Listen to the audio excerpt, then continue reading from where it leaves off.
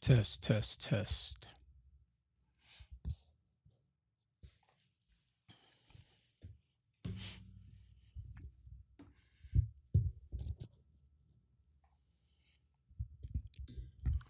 Ladies and gentlemen, welcome.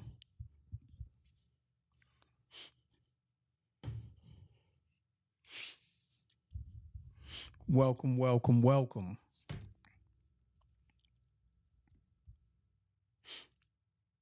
Make sure you have your pens and pads ready. You definitely don't want to miss today. Today, I'm talking about, are the banks next to be shut down? Y'all drop below in the comments. Y'all let me know what y'all think. I'm going to tell you what I know, but I want to hear from y'all. So y'all drop in the comments. Are the banks next to be shut down? Ladies and gentlemen, it's a lot of news, a lot of information they're not sharing with you. Go ask the business funding gurus, are people still getting them 50 packs, them 60 packs? Go ask your banker, are they still giving out business lines of credit with no docs at Chase? Go ask around. They cutting credit limits right now. 20,000 down to 3,000, but you still got a balance of 10,000. Today we're going to talk about, how do you combat this? Are the banks next to be shut down? I'm not here to say yes or no. I'm just here to tell you what is going on and how to prepare yourself. I'm going to definitely give you some tips on how to prepare yourself and what you should be doing. Lisa said, hell no. She don't believe the banks are shutting down. She does not believe. That's because Lisa probably owns 5 banks herself. I know Lisa isn't shutting down. Ladies and gentlemen, y'all tap in. Let me know what city y'all chiming in from. Are the banks next to be shut down? Is your credit at risk? Are you going to be able to get funding in the next 90 days? Are you can you still play the games? Can you still play the funding game like you did pre-pandemic? We got Houston in the house. What's up, Houston? I know Florida's here. You got a paper wall of bricks. That shit goes pretty hard. Ain't gonna lie. Appreciate that. It's just wallpaper, family. We got Atlanta. We got Charlotte. Somebody said anything is possible. If all the banks shut down in the courthouse, I'm moving to Pluto. Pressure. I'm already building my rocket ship. We got the DMV in the house. Shout out to the DMV. I was just in DC yesterday. Shout out to my whole team out there in DC. My publicist, Zena. I don't know if she's on. Shout out to Dr. Ben Chavis. Thank you for allowing me to come on your platform yesterday. Shout out to CNBC for allowing me to come on there and drop some game. We got Spartanburg in the house. Yo, DC been showing me a lot of love. Thank you to DC. Wichita Falls, Texas. What's going on? Are the banks next to be shut down, ladies and gentlemen? Look, let me share something with you all. Okay, let me share something with you all. So I've been going back and forth to DC. Baltimore is always in the house. So I heard a crazy story about what's going on in Baltimore. Baltimore, in Maryland, they say right now, per capita, more people are moving away from Maryland than almost any other state right now. Because in the DMV area, a lot of people are government workers. I think it's almost up to like 900,000 government workers that are being furloughed, that are not getting a paycheck, but yet they still have to go to work. Ladies and gentlemen, let me share what's going on. See, the reason I've been going back and forth to DC, because DC is like the post for the rest of the United States. It's almost like what's going on in DC, it's not national yet, but it's actually going to start to olive branch to the rest of the country. See, we see everything going on from insurance rates possibly going up to SNAP benefits being cut.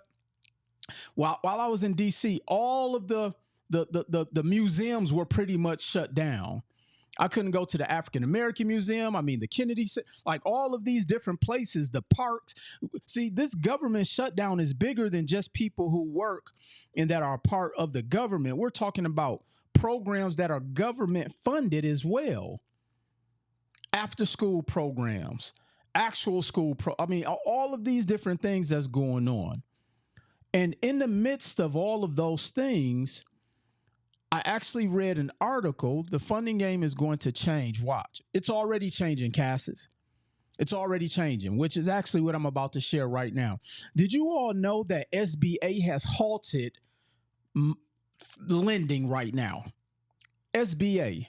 They're actually trying to dismantle government funding to small and medium-sized businesses, which essentially means that the only type of lending you're going to be able to do is private lending, which are the banks, Wells Fargo, Chase, you name them, all of the banks that y'all go out and run to, that we all use every day. But here's what here's what's going to start to happen. They're tightening up to make it more difficult, meaning that they're not going to be as liberal with their approvals, which is actually taking place right now. A year ago, you could have went to Chase, and as long as your business was 2 years old, you had a good experienced business, a good FICO SBSS score, and they will give you a business line of credit almost with an instant approval.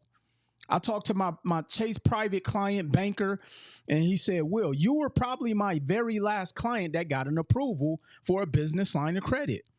He submitted my paperwork within less than 4 hours. I got an approval for $200,000 on a business line of credit. Now they want tax returns. They want debt schedules. They want a personal financial statement. Some banks are even asking for an account receivables. I know most of you don't have that. Let me say that again. Some banks, in order to get a business line of credit, will even request an accounts receivable report. Here's my question. Do you even know what that is? Most people don't. A lot of small businesses don't even have their tax returns in order. No bookkeeping. I pulled a stat that said last year, 59% of small and medium-sized businesses applied for some type of funding. 59%. And that's for loans, lines of credit, business credit cards, et cetera, et cetera. You can repeat of what you listed.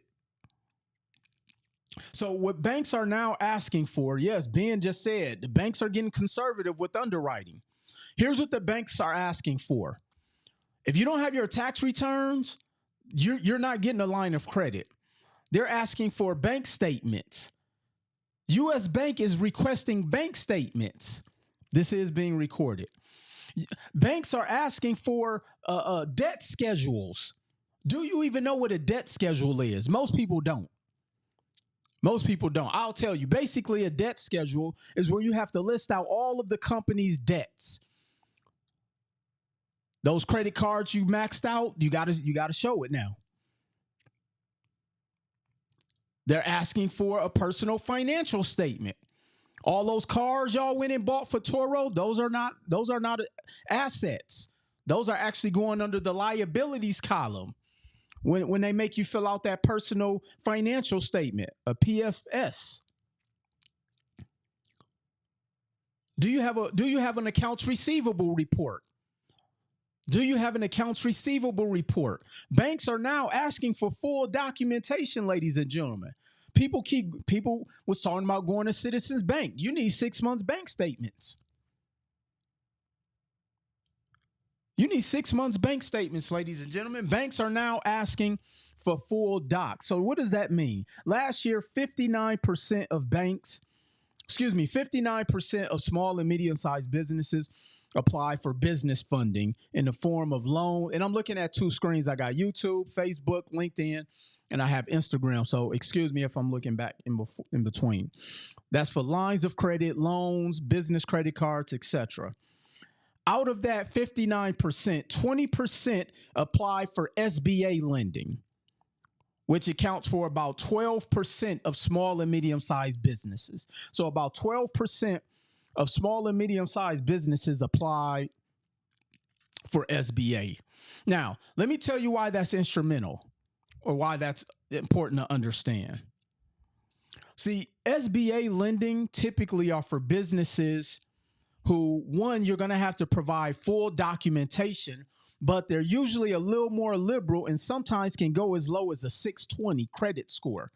So now, think about the 49 plus million businesses, probably even more than that now have been boxed out of being able to apply for some type of lending or government aid because they've halted, as of October 1st, they've halted the bulk of SBA lending, which means now the businesses or individuals or entrepreneurs or business owners who do not have a stellar personal credit score now have to go and apply for business credit cards. Right now, business credit cards are going to be your only form of access to capital right now. But now, those $50,000 and $70,000 credit card limits, those days are gone right now, ladies and gentlemen. I got a solution for you, so you're going to have to stay locked in. But I just need you to understand what's taking place right now. Banks aren't giving out like they used to. Let me tell you what you're going to have in place in order to get some decent lending. Those net 30 accounts, I've been telling y'all, stop wasting your time. If you see somebody talking about, let me tell you how to go get net 30 accounts to get some funding, you need to shut that live off because they're wasting your time and you're wasting your money. Banks don't care about non-financial accounts. Everybody type in the chat non-financial. Banks do not care about non-financial accounts. I'm going to tell you the bulk of the underwriting data points that banks are looking at.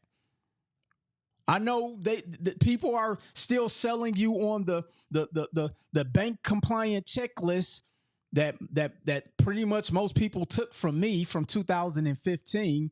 You got to have a business website. You got to have an address, etc. No, let me tell you what the real data points are. They're looking at the size of the business. They're looking at the business revenue. Okay. They're also looking at time in business. They're looking at the age. They want to know, how long have you been in business? How long has your business been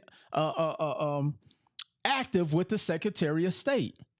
They are also looking at your business credit score. Not a Paydex score. Business credit score. Everybody type business credit score. Let me tell you the top 2 business credit scores they're looking at. They're looking at your Experian Business and your FICO SBSS. Somebody type those in the chat. They're looking at your Experian Business and your FICO SBSS score. And then some banks are looking at Small Business Financial Exchange. But yet, y'all are still running out there trying to build a Paydex score. They're looking at your personal credit. What's your high limit on your personal credit side? What's the age of your credit file? What is your credit utilization? If you're not down at like 10%, good luck. Is your debt to income ratio high? Debt to income is completely different than credit utilization. Those are 2 different things. Debt to income is different than credit utilization. What collateral do you have? Sometimes your collateral is your personal guarantee. It's your social. They're looking at your industry. They're looking at your business industry. And then they're also looking at the lender's risk level. They're looking at the lender, meaning the bank is now assessing their risk level, meaning if they have a lot of default, their limits are shrinking.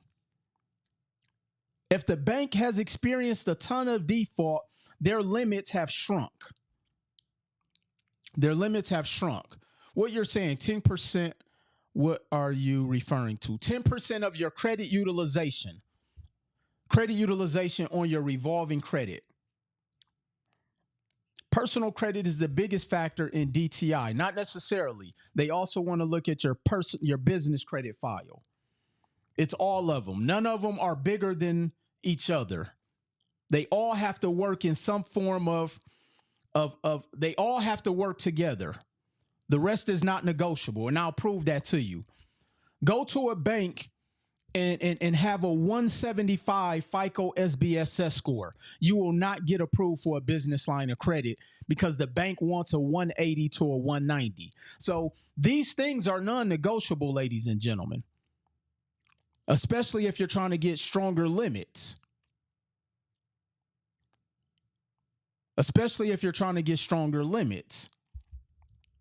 Truist has changed their guidelines.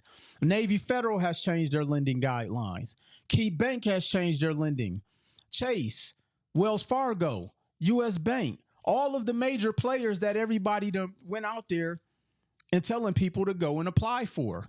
Now, I'm not saying that they're not lending, but you're going to have to tighten up your credit file. I'm going to give you some strategy, but you're going to definitely have to tighten up. Now, why is this important to understand? This is important because with the shutdown in position, especially from the government shutdown, I'm hearing that this is going to go throughout the rest of the year, possibly.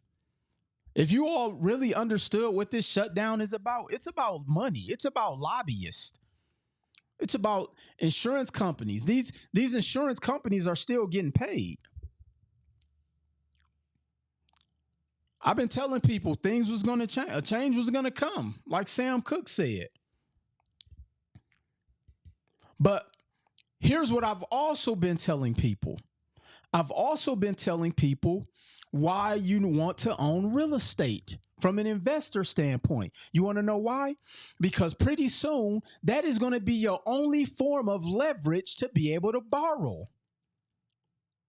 That is going to be your only form of leverage to borrow. And that is going to be your cheapest money. Think about this. If you're complaining about rates right now, wait till the banks have a monopoly on the form of lending you can borrow. So imagine only being able to borrow money at 25% interest, but those of us who own real estate can borrow at 7%.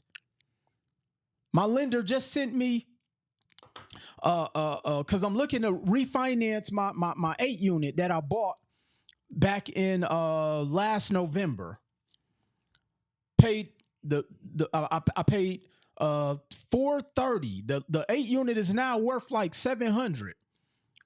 So imagine being able to borrow $250,000 at a 7.5% interest over 30 years. Ladies and gentlemen, my payment is going to be like $1,200. Meanwhile, you go to like a SoFi or a lending club, all of these places that's making it harder to borrow money. 1, because now you don't have income. 2, now because your credit is taking a hit. 3, because your debt to income ratio is high. 4, because you got student loan payments that are getting late payments. Imagine having so-so credit, but you own real estate, and now you can borrow $100,000 completely tax-free at a 7.5% interest rate over 30 years, and it costs you $600 a month, but that doesn't come out of your pocket. See, nobody's been teaching y'all how to play the game. This is why I say there's 4 things we got to start learning about. 1, we got to change our mindset about money. This is not about money. People was running out there thinking this was just about funding. No, you've all been bamboozled because you have not been educated on economics.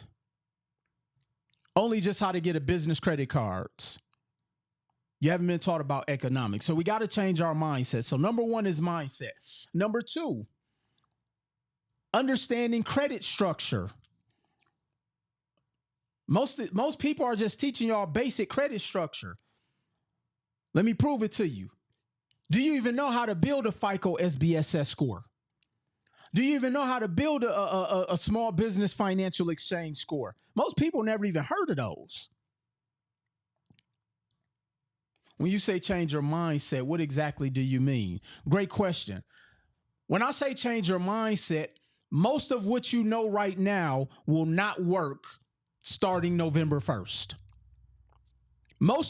If you're not in position today, it is because most of what you know isn't working and it will no longer continue to work. So you have to change your mindset. When I say change our mindset, meaning you have to change completely you have to change your thought process of what you're going to do moving forward. You're going to have to change your mindset of trying to make money fast. You're going to have to change your mindset. How do you do so? Number one, we have to understand proper credit structure. Yes, I luckily learned how to properly build business credit. People truly gatekeep that info, though. How to properly build credit structure, personal and business.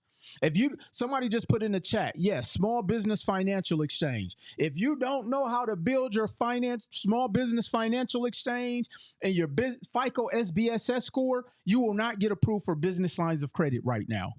Moving forward, it's going to be very difficult. And because I know a lot of people don't have their paperwork in order. Number 3, do you understand the cost of money?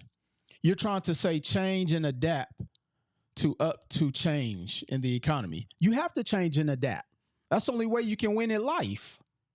You have to learn how to change and adapt. Number 3, do you understand the cost of money? The answer for most people is no. And I'll prove it to you. People were using credit cards to buy auto loan, to buy automobiles. Why would you use a credit card at 25% interest to go buy a depreciating asset that you can't borrow against to pay the debt off? Why would you use a line of credit to buy an auto loan to get an automobile to put it on Turo? Because now you can't borrow against it. Ladies and gentlemen, we use credit or we leverage debt to buy real estate.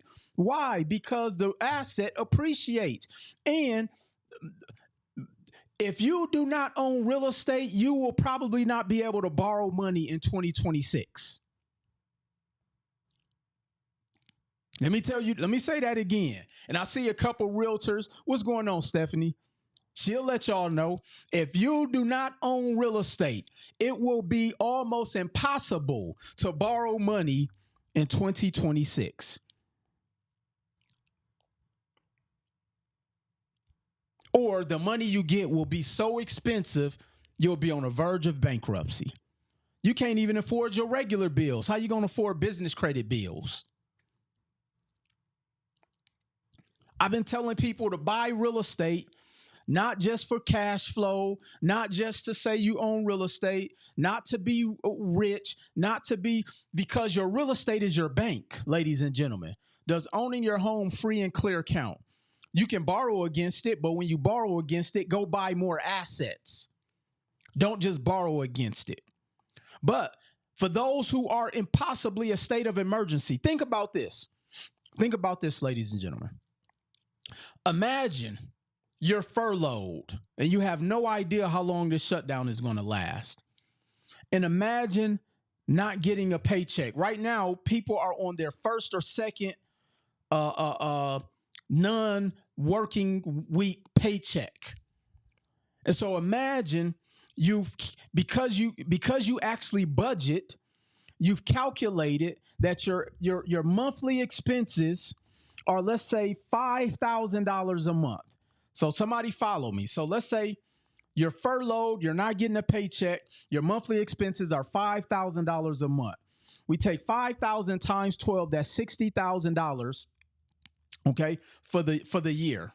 Now, let me show you let me prove to you how I know most people don't understand the cost of money. Okay. So now let's say that person who's furloughed, whose monthly expenses is $5,000 a month, their mortgage, their auto loans, credit card, whatever it is that they pay, they can actually go and borrow against their real estate portfolio. Let's say they borrow $100,000 tax free. Somebody type in the chat, tax free. They're going to go and borrow $100,000 tax free, and they're going to put that in a bank account so that all of their bills can come out on auto pay for the next 12 months. So now at least they can breathe. They can breathe. Do you know that $100,000 that they borrowed to cover their debt for the next 12 months will cost them $700 a month? So now, think about this, because I know for a fact I'm willing to put up any amount of money that most people haven't looked at the cost of money. This is why so many people are struggling, because the money they've borrowed is too expensive, including their paycheck. That's the most expensive money that you have, your paycheck. Okay, so now imagine you borrowed $100,000 from your real estate portfolio because you've been in my REI 90 program. You've been buying real estate. You've been stockpiling houses over the next couple of whatever. And so now you have a real estate portfolio where you can go and borrow $100,000 from. Okay. Now you're furloughed. You're not getting a paycheck. We don't know how long the government shutdown is going to be, but because your mind is on preparation, your mind is on preparing for the storm, not focusing on the storm. Okay, so let's say your bills are $5,000 a month over 12 months. That's $60,000. You're going to go and borrow $100,000 from your real estate portfolio, and now that $100,000 over 30 years at a 7.5% interest is going to cost you, let's say, $700 a month. So imagine now, instead of you paying $5,000 a month, you're able to live for $700 a month with your expenses. And you're not even the one paying the bills. The real estate is. So now you can breathe. You can breathe. So now you're not stressed out.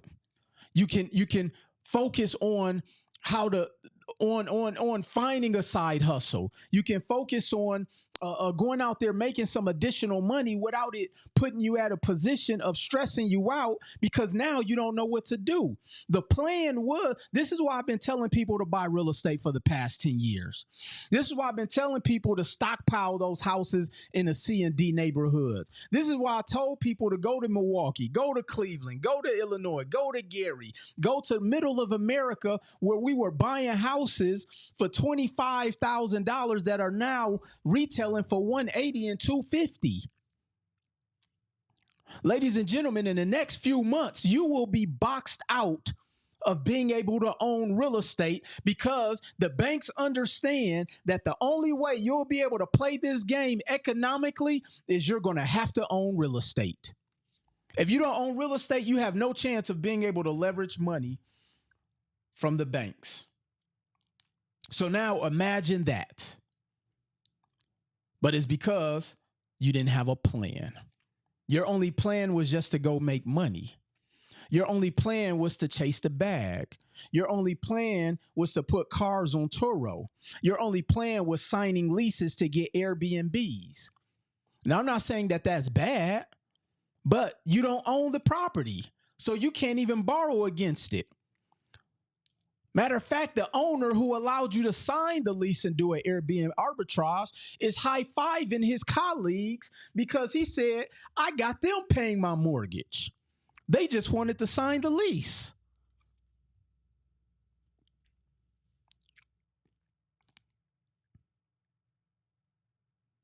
Ladies and gentlemen, I'm trying to show you how to play real life Monopoly.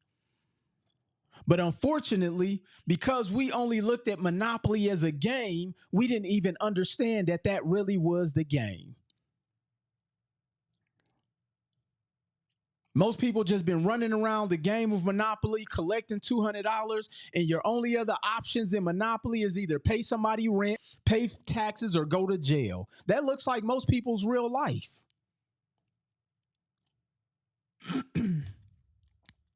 So if you are not positioning yourself, to own real estate so you can actually borrow against your bank, because your real estate, that's your bank. I don't tell people to buy real estate so that they can quit their job. This is your bank. I don't tell people to buy real estate so that they can drive fancy cars. This is your bank and your retirement fund. This is your retirement fund. You want to know how I know? Ask the people right now who's struggling. Their businesses are struggling right now. We don't see them trips no more to Mexico. I ain't seen no crab legs in 6 months on the internet. At least videos of them. People going back to pork chops. I ain't seen a lamb chop video. Why? Because people are getting back to their regular lives before the money was when they thought the money was affluent. Somebody said, wow, I never knew how uneducated we are about economics until now. That's because we haven't been taught about the cost of money.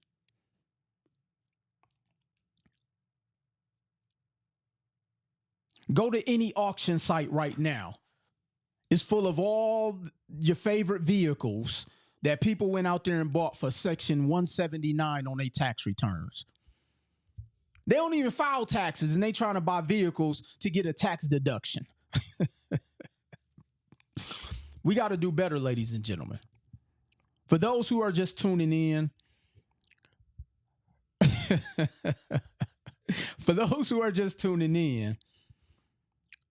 I asked and I posed a question. I say, are the banks next to be shut down?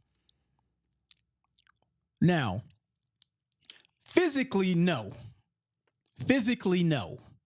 But they will be shut down for you because you won't be able to qualify, nor will you be able to even afford the cost of the money.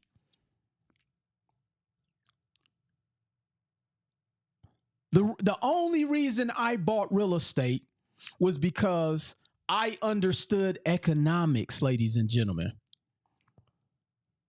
See, we've been conditioned to play the game and speak the language of poverty. I was speaking with somebody the other day, and I was asking them what is their tax strategy, and they said just write everything off. And I said, "Oh, you have a poor man's dialect." He was like, "What do you mean by that?" I said, "Because writing everything off doesn't help you based upon what you told me your end goal is financially. You can't go borrow money from the SBA. He talking about, oh, I want to buy a business. How? You can't buy a business when your income is 7% of your gross because you wrote everything off. If you don't own assets, that is the only game you can play."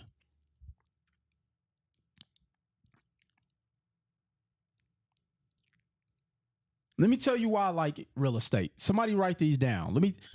This needs to be embedded just like your favorite song that you like. Like when I was listening to when I was watching the verses this past weekend, first of all, I grew up on No Limit. I was living in Mississippi. For a lot of people who don't know my story, I lived in Mississippi for my high school years, and No Limit was bigger than life. If I wasn't scared to get tattoos back in 1996, I probably would have had a No Limit tank tattooed on me. That's how big No Limit was. But when P dropped Bout It, y'all probably would have saw me getting excited for that record because it was such a big record. But I say all of that to say the reason I bought real estate was because once I understood how the economics game is played, I learned to play the game differently. Meaning, I don't care how much you make on your job or even in your business. If you don't have anything that you can mitigate your tax liability, you're going to be at the highest tax bracket, which means the bulk of your investment income or your investing dollars are not available. Because I already know that 67% on average, 67% of people's income goes to their living expenses. 30% goes to taxes. So the average person is living off of 7% of their income. And then that 7%, they still are trying to go on dates, travel. So this is how I know people are lying to themselves about their financial situation. And then they go out and try to get a bunch of credit and then use the credit to try to position themselves with quick money making opportunities. But then you don't have any assets. You don't have anything that you can borrow against. You don't have anything that could mitigate your liabilities. And so once I started to learn that the wealthy and affluent, they use real estate. So this way they can borrow against it tax free and their cost of money goes down. That's why I gave you the example. If your monthly average expenses are $5,000 over 12 months, that's $60,000. You can go and borrow $100,000 against your asset, and now your monthly expenses go down to $700 a month. Look, I flunked algebra twice. I dropped out of college. I was homeless. I was on the verge of filing bankruptcy. I lost everything twice. I've had several businesses fail over the course of 12 years. But the one thing I know for sure is that I would rather pay $700 a month than $5,000 a month. And that's the game we haven't been taught how to play. Like Charles said, we have not been taught how to play the game of economics.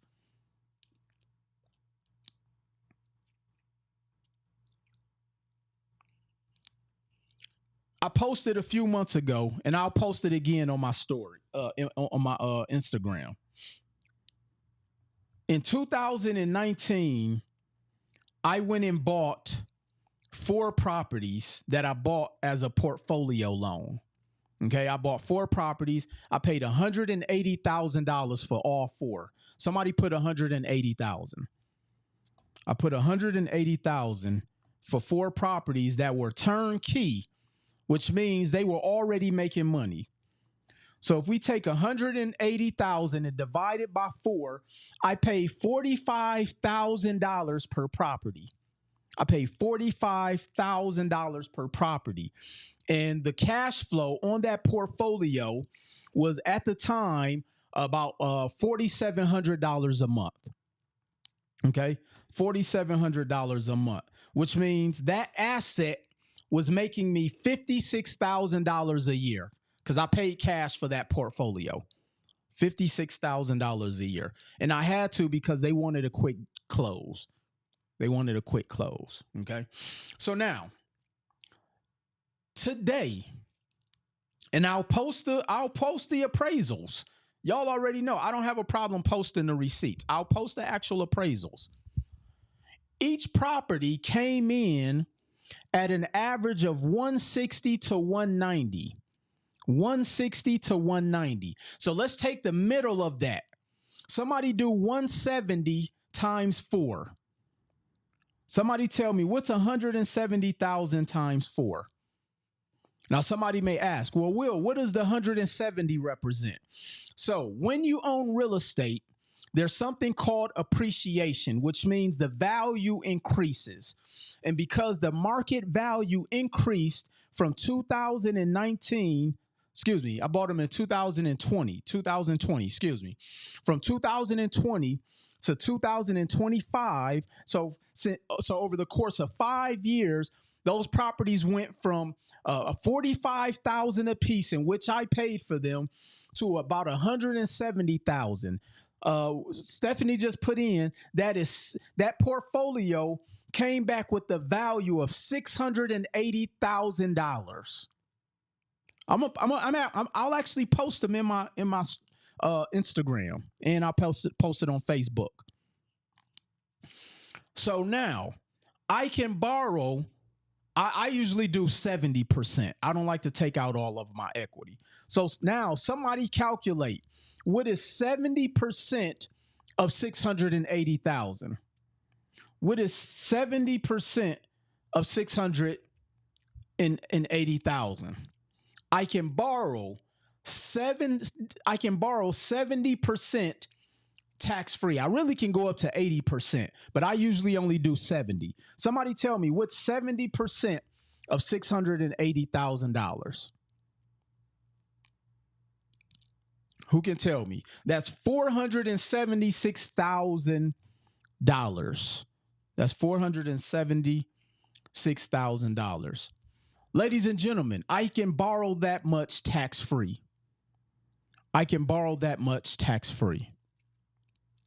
Now, does anybody know how much that will cost me at a 7.5% interest over 30 years?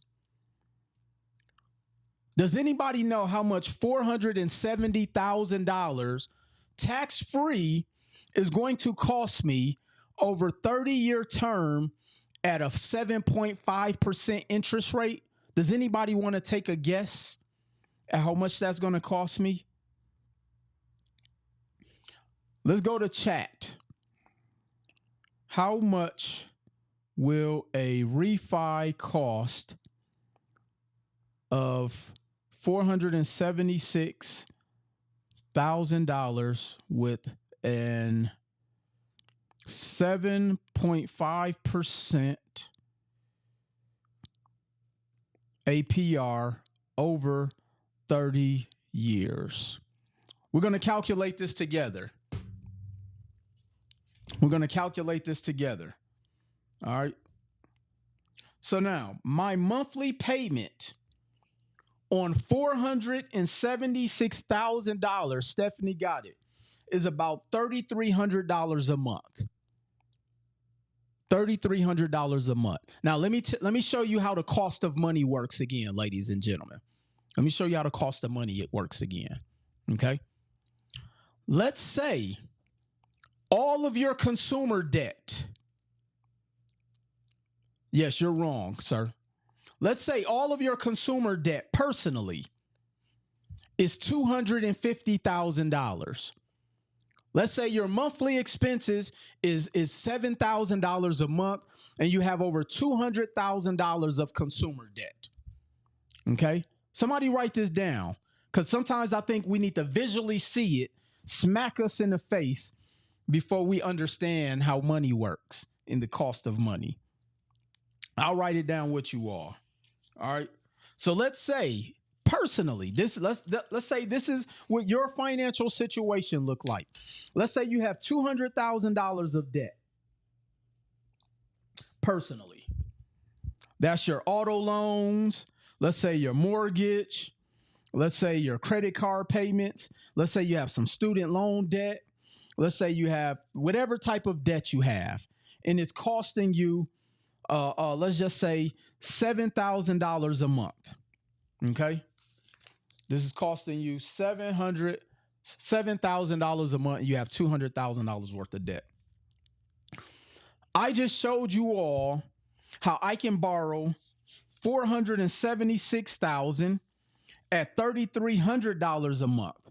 So now imagine being able to take $200,000 from that $476,000 and paying off all your consumer debt. Let me say that again. Imagine now being able to take $200,000 from the $476,000 and pay off all of your consumer debt. You just wiped out $7,000 monthly of your living expenses. And you still got $276,000 left over. You're going to take $100,000 of this and you're going to go and buy another $500,000 worth of real estate. You're going to take $100,000 of this and go and buy another $500,000 worth of real estate. Because $100,000 allows you to control $500,000 worth of real estate. And you still got 176 left over. You can take that 176, take 50 and blow it if you want. Take 50 and blow it. Now, if you want to go get the Birkin, use the real estate money. Now, if you want to go buy some lamb chops, use the real estate money. Now, if you want to go get some real Gucci slides, use some real estate money. And it's still only going to cost you $3,300 a month, ladies and gentlemen. And guess who's covering that $3,300 a month? The tenant.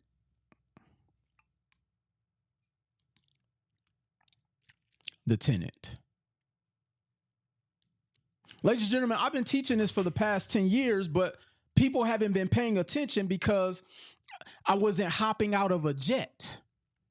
People wasn't paying attention because they said the money wasn't coming fast enough. You can't refinance when you done flipped everything. You can't refinance when you done wholesaled everything. You can't refinance a lease agreement because you only did Airbnb arbitrage. You can't refinance that depreciating Range Rover that you purchased. You can't refinance them ATM machines you bought. You can't refinance those vending machines you bought. You can't refinance those trucks and big rigs that you had to leave on the side of the road. Now, I'm not saying nothing is wrong with any of that, but what I am saying is that have you been slowly put to sleep with these fugazi financial plays?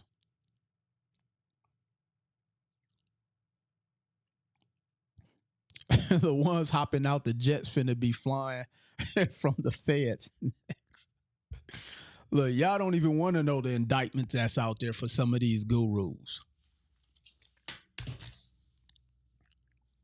See, nobody was teaching this strategy. When I was telling people to buy real estate and stop flipping and stop wholesaling, here's how cold here's how manipulative they've convinced us that the quick money in real estate is the best money. They've convinced you all, not necessarily you on the live, they've convinced the people that wholesaling to the investor is going to make you richer than them. Let me say that again, because that may have went over some people's head. They've convinced people that you should go out there and wholesale and bring the property to me. You go out there and you use your hard-earned money from your paycheck that you're already paying 30% taxes on and go and buy the house and then turn around and flip it and sell it to me.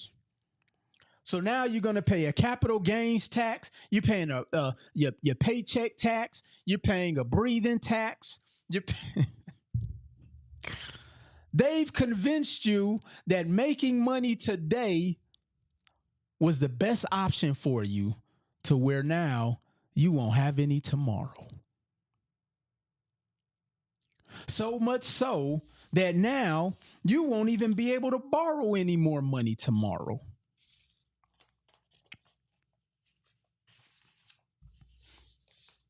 Meanwhile, your expenses keep going up because you can't go and borrow from the banks like Stephanie at 30 years at 7.5%. Think about that. You can't compete in the game of economics, when the cost of money is too expensive, you have to go and borrow money. Not, and I'm not knocking this.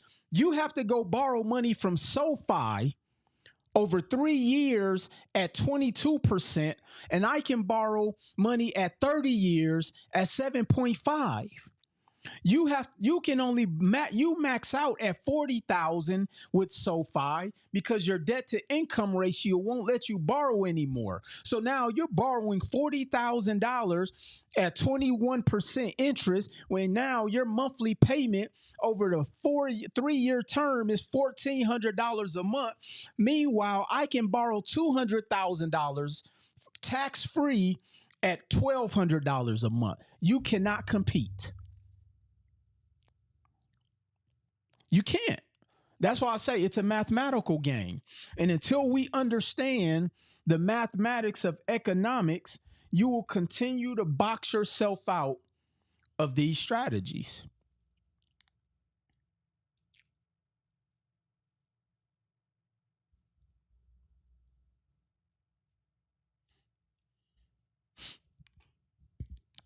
You will continue to be boxed out of these strategies. Why? Because the cost to borrow money is going to be too expensive. And I get it. A lot of people are like, Big Will, I need you to sell me a trade line again, bro. Hit me up, B. And I get it. A lot of people don't want to make the proper investments to get in position. And I tell people that's completely fine with me. Just be okay with being where you are in life and keep trying to figure it out. I tell people it's not like, sometimes people will call me and act like paying or investing in us is doing us a favor. No, we own real estate already. You need the information. You need the strategy. But because you're spending your money trying to get rich as opposed to stabilizing your finances, that is why you keep losing.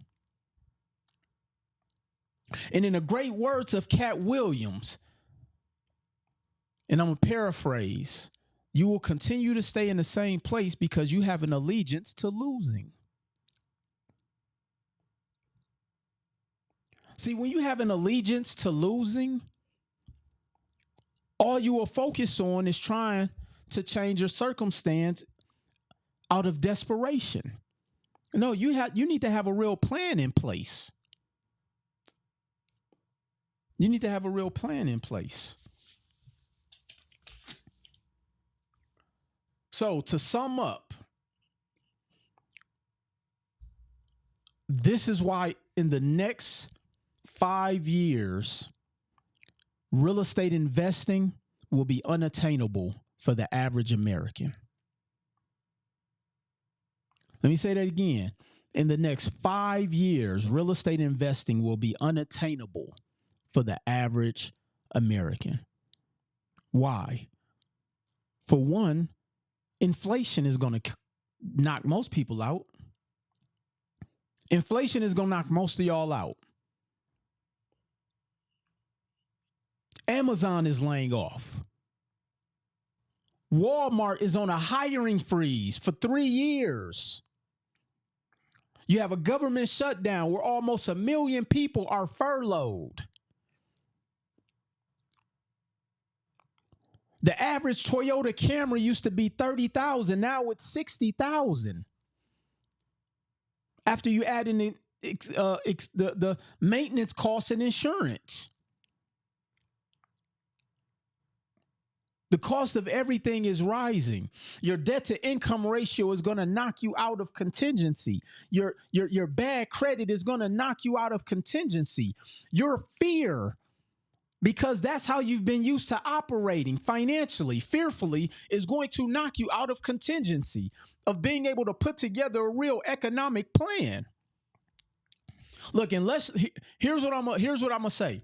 Unless you're willing to bet it all, and I'm not saying put all your money on the line. What I'm saying is that you're going to have full trust in you that, okay, here's my plan and I'm sticking to it. And the reason I know this plan works, I got a call from my client, and I don't think she minds me sharing. I got a plan from one of my clients last night on my way back from DC. Well, it was a message. She sent an audio message. She said, Will, I can't thank you enough for drilling this information into my subconscious, because people around me are scrambling.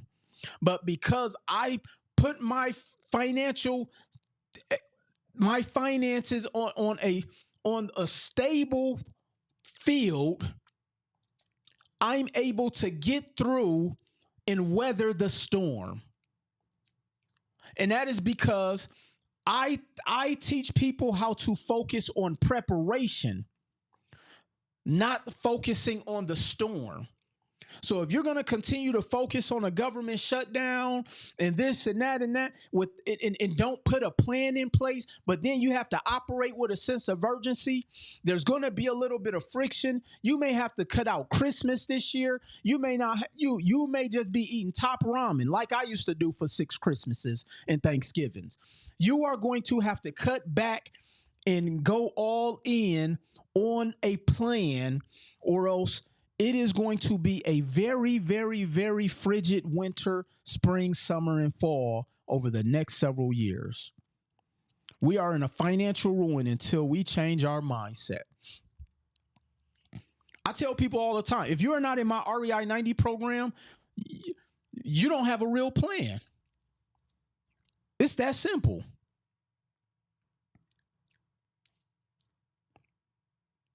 Because all of the things that you've been attempting to do is not working.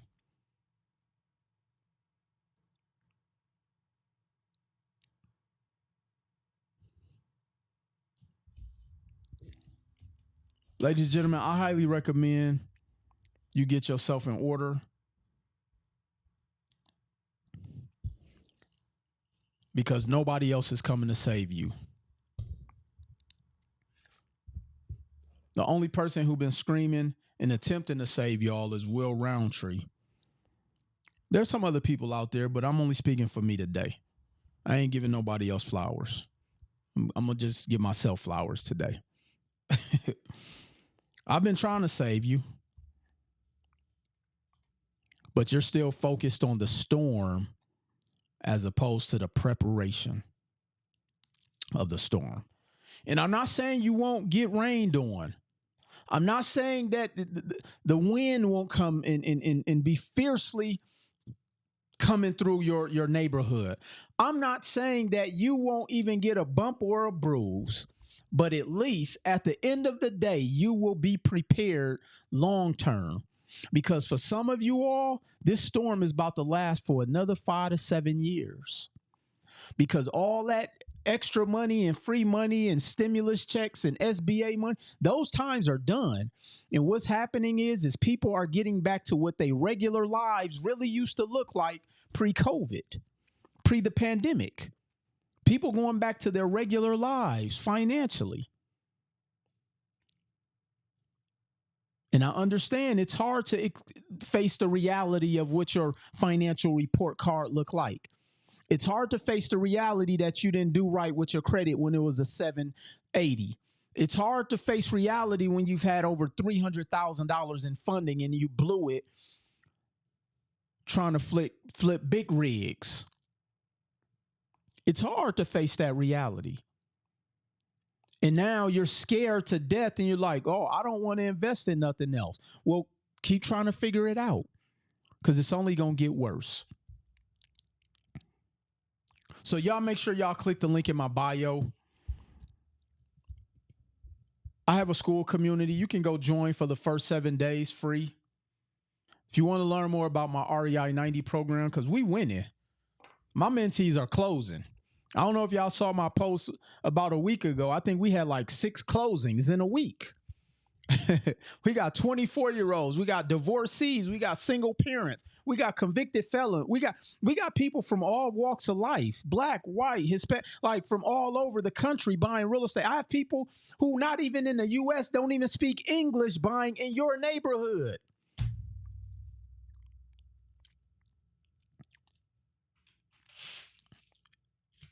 people who don't even speak English.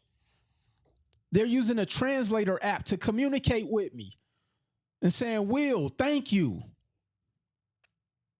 Americans are too spoiled.